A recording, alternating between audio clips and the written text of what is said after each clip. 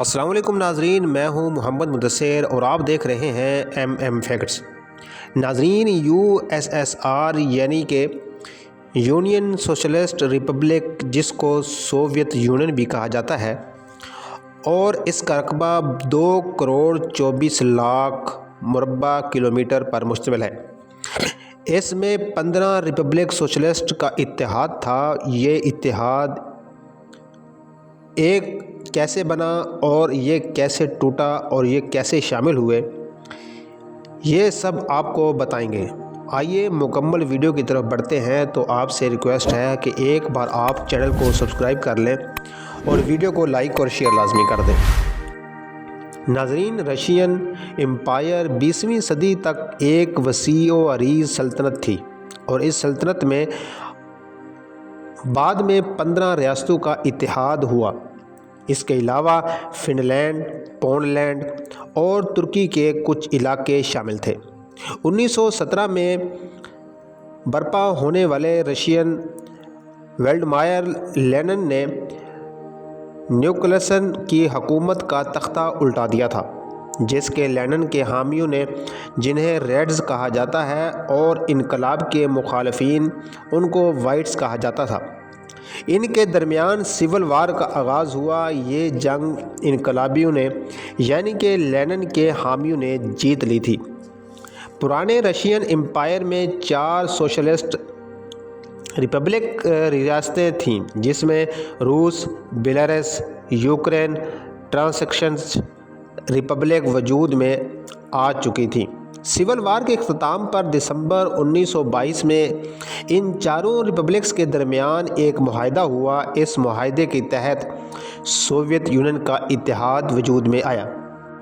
اس اتحاد میں سب سے پہلا ملک Russian Soviet federation socialist republic یعنی کہ روس تھا۔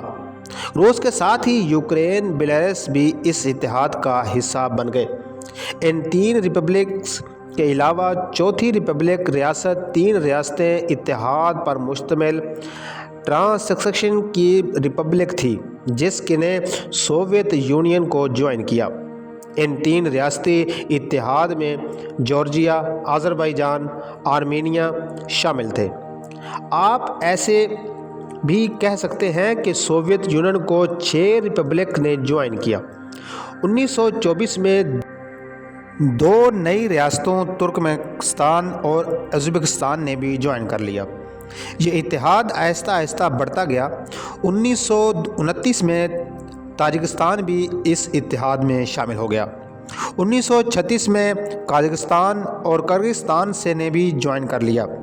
ان اتحاد کی اب تعداد 11 ہو چکی تھی۔ 1940 میں ورلڈ وار 2 کے دوران مزید 9 ریاستوں کو مزید اس کے اندر شامل کر لیا، اور کل ریاستوں کی تعداد 15 ہو چکی تھی۔ 1940 میں جوائن کرنے والی ریاستیں تینوں ریاستیں لیتھونیا، لیٹویا اور ایسٹونیا کے علاوہ مولڈووا بھی شامل تھا۔ یہ وہ 15 ریاستیں تھیں جن سے مل کر یہ اس عظیم اتحاد وجود میں آیا، جس کو سوویت یونین کہتے ہیں۔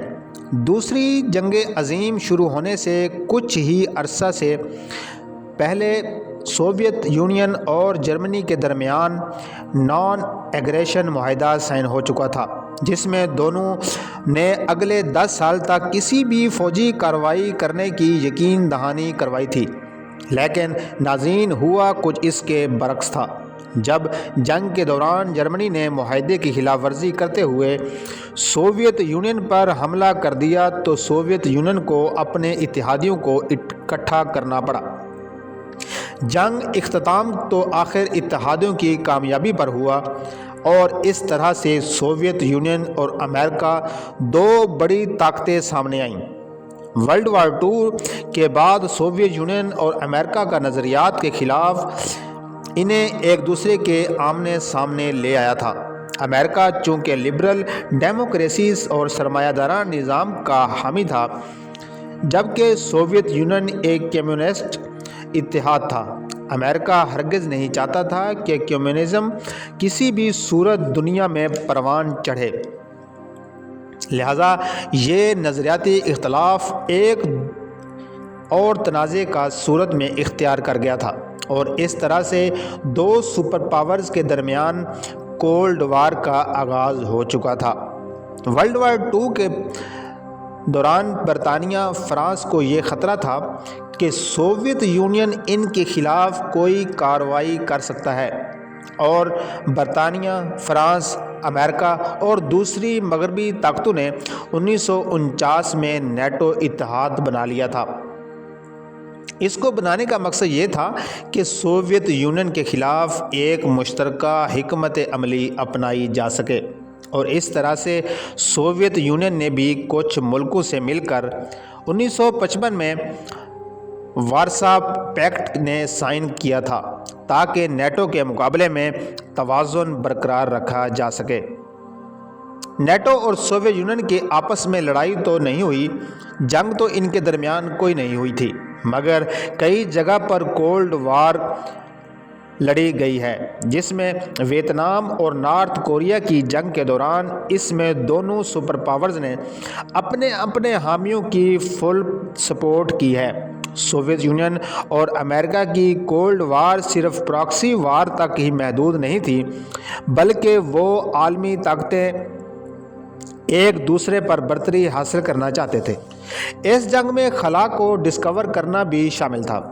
اس دوڑ میں سوویت یونین بازی لے گیا تھا، مگر 1969 کو امریکہ نے چاند پر اپنا مشن بھیجا اور امریکہ بازی لے گیا۔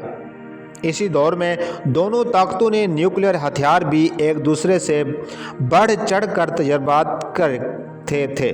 ناظرین، اب ہم جانتے ہیں کہ آخر سوویت یونین کیوں ٹوٹا۔ یہ اتحاد غیر فطری تھا جس کا نام سوویت یونین تھا، اس لیے اس کا زیادہ ٹائم چلنا اور قائم رہنا بہت مشکل تھا۔ سیکنڈ ورلڈ وار کے بعد شروع ہونے والی کولڈ وار کے آغاز سے سوویت یونین کی اکانومی بری طرح سے نیچے جا رہی تھی۔ روزمرہ کی اشیاء کی قلت، ذخیرہ اندوزی میں اضافہ معمول بن چکا تھا، صنعتی پیداوار بھی گر رہی تھی۔ بری اکانومی کی وجہ سے سوویت یونین کو امریکہ سے مقابلہ کرنے سے مشکل پیش آ رہی تھی۔ سوویت یونین چونکہ بہت بڑی ملٹری پاور تھا، لہٰذا اس بجٹ کو بھی بڑھانا جا رہے تھے اور اس کا بجٹ بھی روز بروز بڑھتا جا رہا تھا۔ سوویت یونین 1979 میں غیر ضروری جنگ افغانستان میں بھی کود پڑا تھا، جس کی وجہ سے حالات بہت بگڑ چکے تھے۔ انہی حالات میں کمیونسٹ پارٹی کے سیاستدان میخائیل گورباچوف سوویت یونین کے لیڈر کے طور پر سامنے آئے۔ انہیں نے سوویت یونین کی بری اکانومی تو ان کو ملی ہی تھی، ساتھ بگڑا ہوا سیاسی نظام بھی ملا تھا۔ ان کے دور میں قیدی کو رہائی ملی، اب اخبارات میں بھی حکومت کے خلاف تنقید کر سکتے تھے۔ کمیونسٹ پارٹی کے علاوہ دوسری پارٹیز بھی اب الیکشن میں حصہ لے سکتی تھیں۔ اب پہلی بار لوگوں کو اپنا کاروبار کرنے کی اجازت مل گئی تھی۔ انہوں نے بیرونی سرمایہ کاری کے لیے بھی دروازے کھول دیے تھے۔ 1999 میں انہوں نے اپنی فوج واپس بلا لی تھی، جہاں پر وہ 1979 سے لڑ رہے تھے۔ یہ تھا تو سب اچھا ہی، مگر اب بہت دیر ہو چکی تھی۔ 1980 کی دہائی کے آخر سالوں میں سوویت یونین کے اندر سے ہی آزادی کی تحریکیں جنم لینا شروع ہو چکی تھیں۔ ایک ایک کر کے سب ملکوں نے اپنی خود مختاری کا اعلان کرنے لگ گئے تھے۔ 1988 میں سوویت یونین کے ٹوٹنے کا آغاز ہو چکا تھا۔ 25 دسمبر 1991 کو سوویت یونین کا جھنڈا آخری بار لہرایا اور اس کا ترانہ آخری بار بجایا گیا۔ بالآخر 26 دسمبر 1991 کو سوویت یونین کا وجود ہمیشہ کے لیے ختم ہو گیا اور 15 نئی آزاد ریاستیں دنیا کے نقشے پر ابھر کر آئیں۔ ناظرین، امید کرتا ہوں آپ کو ویڈیو پسند آئی ہوگی۔ مجھے دیجیے اجازت۔ اللہ حافظ۔